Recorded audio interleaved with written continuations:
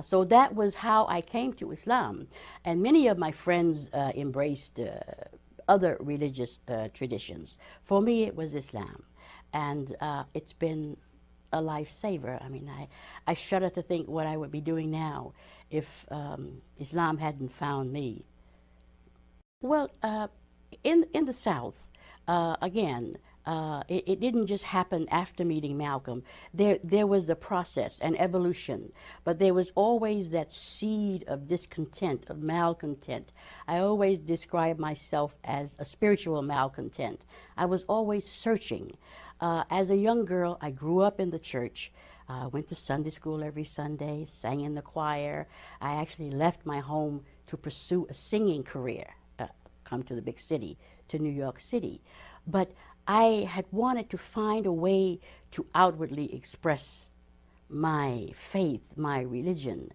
And for some reason, I didn't find that in my faith tradition at the time.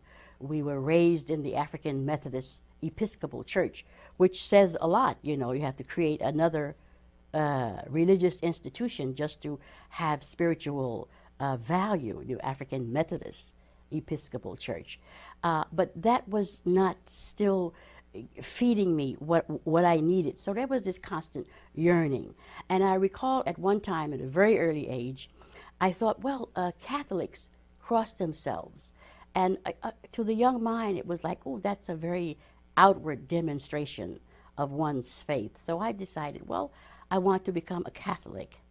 That experience was not a positive one, because even in that very innocent desire, you're still living in the segregated South, and you're actually still not welcome at the front door.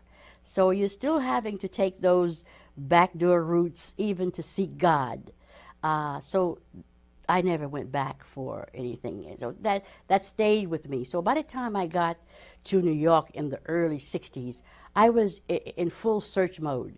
Now, in the 60s, in Greenwich Village, it was a time when not only were young people doing a lot of things, including destructive things, they were also seeking alternative spiritual paths, right? So I was part of that. So we went into bookstores looking for books on religion, Islam, Buddhism, Hinduism, whatever we could find. And subhanAllah, you know, in one of the occult bookstores in Greenwich Village, on really the bottom shelf, a cult bookstore, I found the Quran. And that was my first introduction to the Quran. And from then it was like, wow, this is the message that resonates with me. It gives me what I need. I already felt inclined to fight back, you know, to defend myself, you know. The nonviolent kind of approach was not speaking to me at the time.